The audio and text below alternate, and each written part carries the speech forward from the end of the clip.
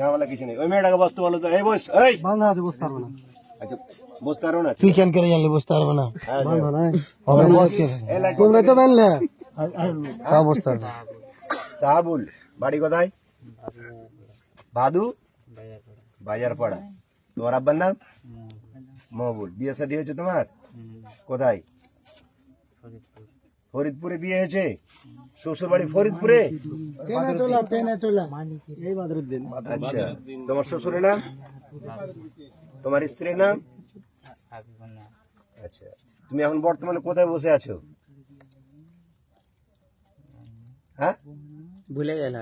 বেশি ইদিক ওদিক করো, অনেকটি লোক আছে, বুঝতে পারছো? কন্ট্রোল আমার হবে না, মানে আমি নিজেও কন্ট্রোল করতে পারবো না লোকজনকে নিয়ে। কথা বলো, কোথায় আছো তুমি এখন বর্তমানে বসে?